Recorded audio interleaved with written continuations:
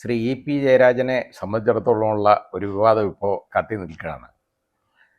ആ വിവാദം ഉണ്ടാക്കിയെടുത്തത് യഥാർത്ഥത്തിൽ അതിൻ്റെ സൂത്രധാരൻ എന്ന് പറയുന്നത് ഒരു ദല്ലാൽ നന്ദകുമാർ എന്ന് പറയുന്ന ആ പേരിൽ അറിയപ്പെടുന്ന ഒരു നന്ദകുമാറാണ്. നന്ദകുമാർ പറഞ്ഞു,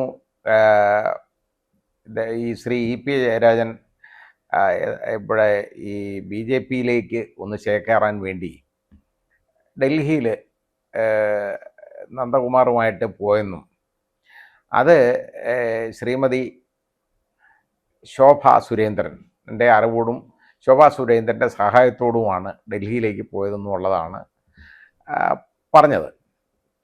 അപ്പോൾ ആദ്യം ഞാനിതൊരു തമാശയായിട്ടേ വിചാരിച്ചുള്ളൂ. കാരണം EPയെ പോലുള്ള ഒരാൾ ഈ രീതിയിൽ ഇങ്ങനെ ഈ രാഷ്ട്രീയത്തിൽ നിന്നൊന്ന് ചാടി അപ്പുറത്ത് ഒരു സീറ്റിലേക്ക് കയറാനായിട്ട് ശ്രമിക്കുമോ?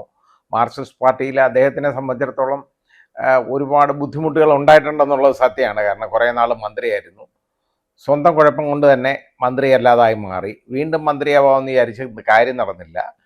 പക്ഷേ ഇപ്പോൾ വേറെ ഒരു ഔദ്യോഗിക സ്ഥാനത്ത് അദ്ദേഹം ഇരിക്കുകയാണ്. അപ്പോൾ അങ്ങനെയുള്ള ഒരാൾ, CPM-ലെ ഇത്രയും അറിയപ്പെടുന്ന ഒരു നേതാവായിട്ടുള്ള ഒരാൾ ഇങ്ങനെ ചാടിപ്പോവുമോ? അത് വെറുതെ ആയിരിക്കാം എന്നുള്ള ഒരു ധാരണയാണ് എനിക്കും ആദ്യം തോന്നിയത്. പക്ഷേ ഇപ്പോൾ ശ്രീമതി ശോഭാ സുരേന്ദ്രൻ്റെ പ്രസ്താവന മാതൃഭൂമി പത്രത്തിൽ വായിക്കാനിടയായി. അത് കണ്ടപ്പോൾ തോന്നിയത്, അത് മറ്റ് ചാനലുകളൊന്നും യഥാർത്ഥത്തിൽ ഇന്നലെ ഒന്നും അത് വലുതായിട്ട് കാണിച്ചിട്ടില്ല. കാണിക്കാതിരുന്നതിൻ്റെ കാരണം എന്ന് പറയുന്നത് ഇലക്ഷൻ്റെ ന്യൂസുകളുമായിട്ട് അവർ മുമ്പോട്ട് പോകുന്നതുകൊണ്ട് ഇതിന് സമയം കിട്ടി കാണത്തില്ല, അത്രയേ ഉള്ളൂ. അതല്ലെങ്കിൽ അവർ ബോധപൂർവം ഇത് മറച്ചു വെച്ചു എന്നുള്ളതേ നമുക്ക് മനസ്സിലാക്കാൻ പറ്റുള്ളൂ. ഏതായാലും അവർ പറഞ്ഞത് ഇതേപോലെ ഈ ഇങ്ങനൊരു സംഭവം ഉണ്ടായതിന് ഞാനൊന്നിച്ച് അല്ല വരണ്ട, അതായത് ഡൽഹിയിലേക്ക് പോകണ്ട, എനിക്ക് വേറെ ടിക്കറ്റ്, അവർക്ക് ടിക്കറ്റ് വാട്സാപ്പിൽ അയച്ചു കൊടുത്തു എന്നാണ് പറയുന്നത്. അപ്പോൾ അതും കൂടാതെ അതിനകത്ത് വേറെ രസകരമായൊരു കാര്യമുണ്ട്. വാട്സാപ്പിൽ അയച്ചു കൊടുത്തു. അവർ ചെന്നൈ പോയതിന് ശേഷമാണ് അവർ ഡൽഹിയിലേക്ക് പോയതെന്നും ഒക്കെ വിശദമായിട്ട് ഉള്ള ഒരു സ്റ്റേറ്റ്മെൻറ്റ് മാതൃഭൂമി പത്രം റിപ്പോർട്ട് ചെയ്തിട്ടുണ്ട്. അപ്പോൾ അതിനകത്ത് നേരത്തെ ഈ നന്ദകുമാർ പറഞ്ഞിരുന്ന ഒരു ആരോപണമുണ്ട്. ശോഭാ സുരേന്ദ്രൻ എത്രയോ 20 ലക്ഷം രൂപയുടെ വസ്തുയുടെ ഒരു ഇടപാട് ഏതാണ്ട് ഉണ്ടായി, 10 ലക്ഷം രൂപ അഡ്വാൻസ് കൊടുത്തിട്ടുണ്ട് എന്നൊക്കെ പറഞ്ഞു. അതവർ നിഷേധിക്കുകയൊക്കെ ചെയ്യുക ഏതാണ്ടൊക്കെ ചെയ്തതാണ്. ഇങ്ങനെ വല്ല പേപ്പറും കാട്ടിയിട്ട് ഇങ്ങനെ പറയാൻ പറ്റുമോ? പക്ഷേ ഇപ്പം ഇത് പറഞ്ഞതിൻ്റെ കൂട്ടത്തിൽ ഈ വസ്തു ഇടപാടിനെ സംബന്ധിച്ചുള്ള അഡ്വാൻസ് ഏതാണ്ട് ശരിയാണെന്നുള്ള രീതിയിൽ വസ്തു ഇടപാടിനെ സംബന്ധിച്ചുള്ള എഗ്രിമെൻ്റ് ഉണ്ടായിരുന്നു എന്നുള്ള ഒരു ധ്വനി അതിൽ വന്നിട്ടുണ്ട്. അപ്പോൾ ഇതെല്ലാം കൂടെ കൂട്ടി വായിക്കുമ്പോൾ ഈ നന്ദകുമാർ പറഞ്ഞേക്കുന്നത് മുഴുവൻ അങ്ങ് വെറുതെ എന്ന് പറഞ്ഞ് തള്ളിക്കളയാൻ ഒക്കത്തില്ല.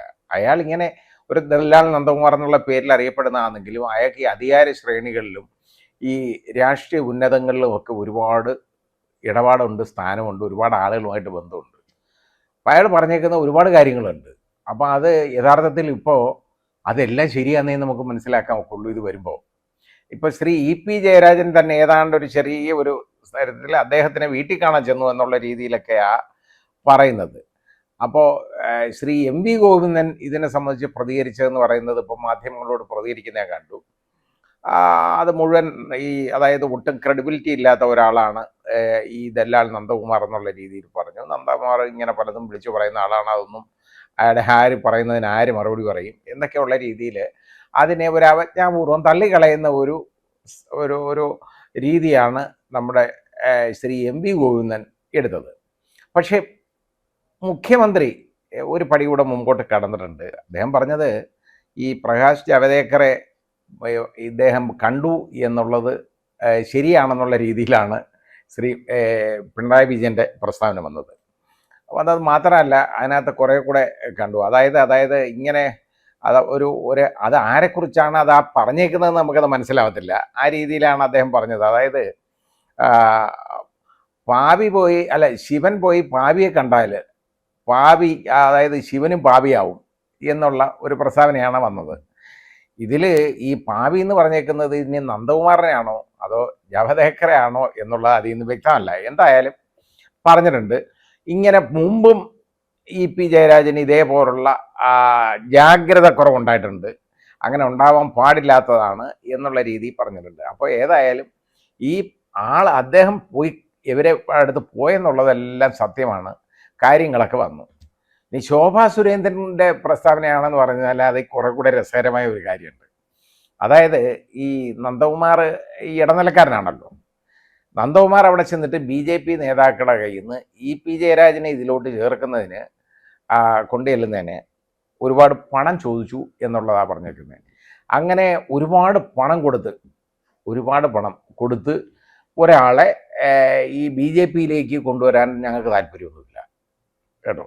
ഇങ്ങനെയുള്ള അതിന് EPക്ക് ആ വിലയുള്ളായിരിക്കും ചിലപ്പോൾ, എനിക്കറിയത്തില്ല അവരുടെ ഭാഷയിൽ. ഏതായാലും അങ്ങനെ അത്രയും പണം കൊടുത്ത് EPയെ കൊണ്ടുവരേണ്ട കാര്യമില്ലാത്തത് കൊണ്ടാണ് ഇത് പൊളിഞ്ഞു പോയത് എന്നുള്ളതാണ് ശ്രീമതി ശോഭാ സുരേന്ദ്രൻ പറയുന്നത്. അതിൻ്റെ കാര്യം എന്താണെന്ന് എനിക്കറിയില്ല. അതിന് നന്ദകുമാർ ബാക്കി പറയണം. പണം വല്ലതും ചോദിച്ചിരുന്നോ, വാങ്ങാൻ ശ്രമിച്ചിരുന്നോ എന്നുള്ള കാര്യം പറയേണ്ടതാണ്. ഏതായാലും ഈ EPക്ക് ഈ BJPയിലെ ആളുകളുമായിട്ട് ഒരിക്കലും ബന്ധമില്ല എന്ന് നമുക്ക് പറയാനും പറ്റില്ല. ഒന്നാമത് ഇപ്പോൾ ഈ പ്രകാശ് ജാവ്ദേക്കറെ പോയി കണ്ടു, അത് കാണുന്നതിൽ തെറ്റില്ല. മുഖ്യമന്ത്രിയും പലപ്പോഴും കണ്ടിട്ടുണ്ട്. നിങ്ങൾ നിങ്ങളുടെ പണി നോക്ക്, നിങ്ങൾ തന്നെ പണിഞ്ഞു നോക്ക് എന്ന് പറഞ്ഞിട്ടുണ്ട്. ഇനി മുഖ്യമന്ത്രി അതിലേക്ക് ക്ഷണിച്ചതാണോ അല്ലയോ നമുക്കറിയില്ല, BJPയിലേക്ക്. അതിൻ്റെ മറുപടിയായിട്ടാണോ മുഖ്യമന്ത്രി ജാവ്ദേക്കറെ അടുത്ത് ഇങ്ങനെ പറഞ്ഞതെന്നുള്ളത് വ്യക്തമല്ല. എന്തോ ആയിക്കോട്ടെ. പക്ഷേ ശ്രീ ജയരാജനെ, EP ജയരാജനെ സംബന്ധിച്ചിടത്തോളം അദ്ദേഹത്തിൻ്റെ ഭാര്യയുടെയും മകൻ്റെയൊക്കെ പേരുള്ള ഒരു സ്ഥാപനവുമായിട്ട് ബന്ധപ്പെട്ട് ശ്രീ രാജീവ് ചന്ദ്രശേഖറുമായിട്ടുള്ള ഒരു ബന്ധം, അതിനെക്കുറിച്ച് വലിയ ഒരു കോലാഹലം കൂടെ ഉണ്ടായിട്ടുണ്ട്. വളരെ വലിയ ആരോപണങ്ങളും ഉണ്ടായിട്ടുണ്ട്. അത് നിഷേധിച്ചെങ്കിലും അത് മോൻ്റെ ഭാര്യയുടെ പേരിൽ ഒരു കമ്പനി ഉള്ള, ആ കമ്പനി മറ്റേ കമ്പനിയായിട്ട് ബന്ധമുണ്ട്, ഇവർക്കല്ലെങ്കിൽ ഈ കമ്പനിക്ക് ആ കമ്പനിയുമായിട്ട് ബന്ധമുണ്ടെങ്കിൽ പ്രശ്നമില്ലല്ലോ എന്നുള്ള രീതിയാണ് പലരും കമ്പനിയുടെ കാര്യം വരുമ്പോൾ പറയുന്നത് കേട്ടോ. 2 കമ്പനികൾ തമ്മിലുള്ള ഇടപാടെന്നും പറഞ്ഞ് നമ്മൾ കുറേ നാളുകൊണ്ട് കേൾക്കുന്നതല്ലേ എന്ന് പറഞ്ഞതുപോലെ അങ്ങനെ കമ്പനിയെ സംബന്ധിച്ചിടത്തോളം ഉള്ളൊരു പ്രശ്നം ഉണ്ടായിട്ടുണ്ടായിരുന്നു. അതുകൊണ്ട് ഈ ശ്രീ EPക്ക് ഇവരുമായിട്ട് ആരുമായിട്ട് ഒരു ബന്ധമില്ല എന്ന് പറയുന്നതിനകത്ത് ഒരു ചെറിയ ബുദ്ധിമുട്ടുണ്ട് നമുക്കത് കേൾക്കുമ്പോൾ. കാരണം ബന്ധമുണ്ട് എന്ന് കാണിക്കാനുള്ള ഒരുപാട് കാര്യങ്ങൾ ഇപ്പോൾ വെളിയിലേക്ക് വന്നു. EPയുടെ സമ്മതം തന്നെ വെളിയിലേക്ക് വന്നതാണ്.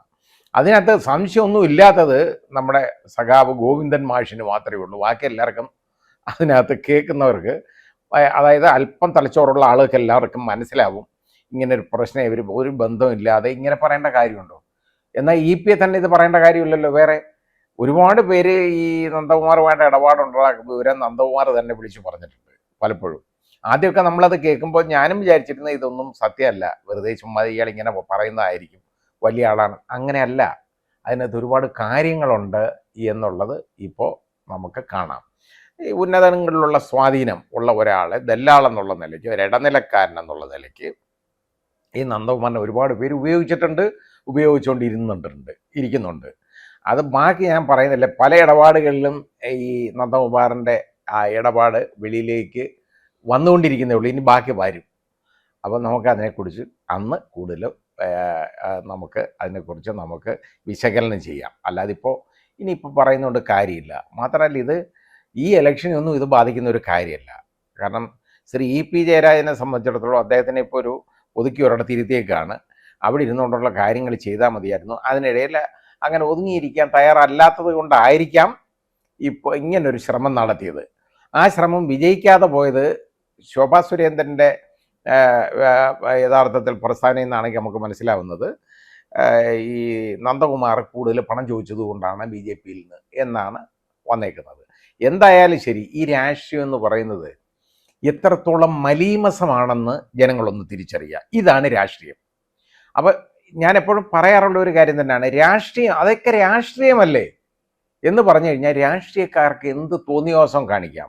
ഒരു ധാർമ്മികതയില്ലാത്ത ഒരു ഇടപാടാണ് രാഷ്ട്രീയം എന്നുള്ള ഒരു കാഴ്ചപ്പാടാണ് ഇന്നത്തെ രാഷ്ട്രീയക്കാർക്കുള്ളത്. ഇപ്പോഴത്തെ രാഷ്ട്രീയം ഇതൊക്കെ തന്നെയാണ്.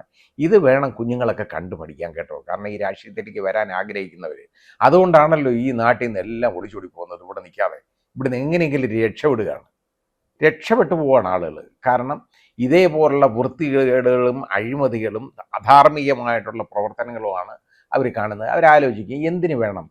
ഇതുവരെ ഇത്രയും ഇടതുപക്ഷക്കാരനായിട്ടിരുന്ന ഒരാൾ, മാർക്സിസ്റ്റ് പാർട്ടി എന്നൊക്കെ പറഞ്ഞത് വളരെ നെഞ്ചിലേറ്റിക്കൊണ്ട് നടന്ന ഒരാൾ, ഒരവസരം വന്നപ്പോൾ നേരെ BJPയിലേക്ക് ചേക്കേറാം എന്നൊരു ശ്രമം നടത്തിയത് വെളിയിൽ വരിക എന്ന് പറയുന്നത് ഏറ്റവും വലിയ അധാർമികമായ ഒരു ഇടപാടല്ലേ.